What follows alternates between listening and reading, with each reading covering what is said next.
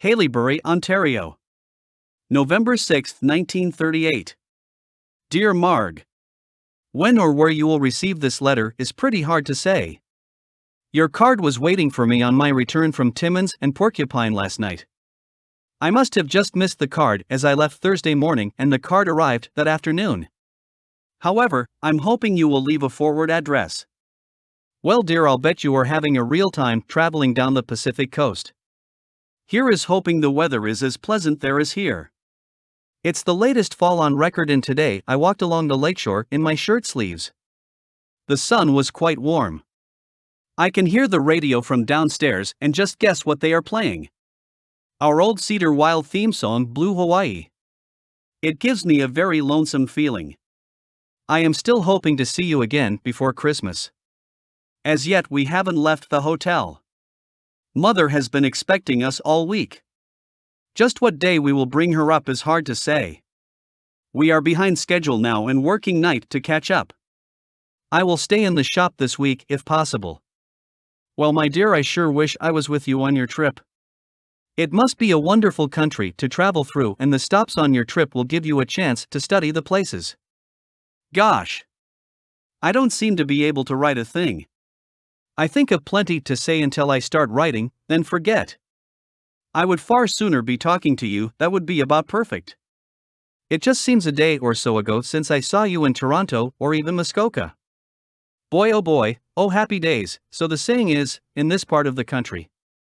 Rather silly, but with a definite point, don't you think? Well, my dear, this isn't much of a letter, and I'm writing it on my knees propped up in bed, so hope you will be able to read it.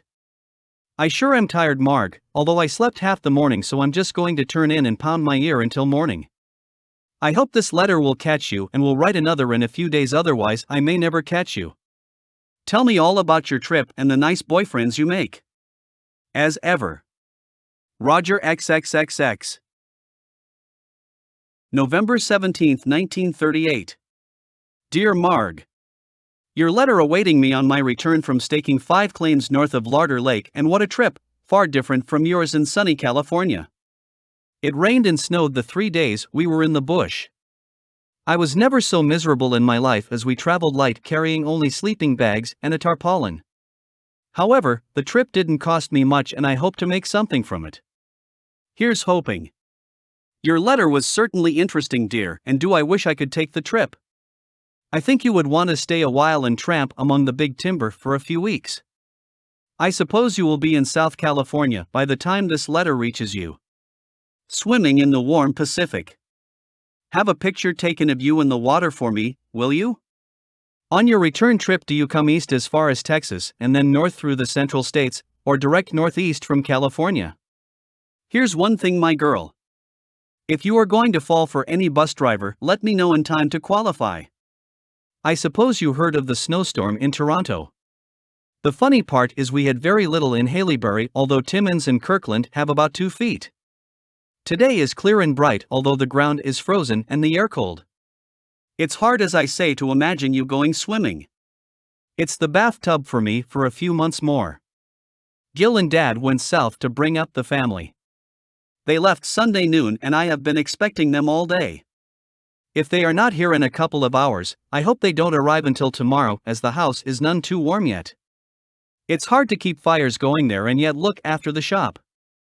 We still have a lot of work to do, and everyone being away the last few days didn't help much. It's pretty hard to hear people talk mining incessantly while I make headstones. So, I just threw up the works and took to the bush, as I said before. I feel much more contented now that I'm home again. It breaks the monotony. It's easy to see I couldn't stay in one place to work for long. Well, my dear, there doesn't seem much more to say. I'm glad you are having a good trip and enjoying every minute of it. I hope I'll see you again before Christmas, but can't say for sure. Have a good time. As ever. Roger XX, December 4, 1938. Dear Marg. Your letter received Friday night. You certainly had an interesting trip. The more I think of it, the more I would like to take a trip like that myself. However, it seems that I'll have to be satisfied with trotting around northern Ontario. Thanks for the pack of matches, but I failed to see the Cedar Wild special on the pack. I'll have to get you to endorse it when we meet again if you have one left. The trip down the coast must have been the best part of the trip. Through the redwood and fir country. I hope you have some snaps of that part of the country with you in it, of course. I think I explained the reason for wanting you in the snaps before. I'll bet you find Toronto weather a drudge after the long holiday.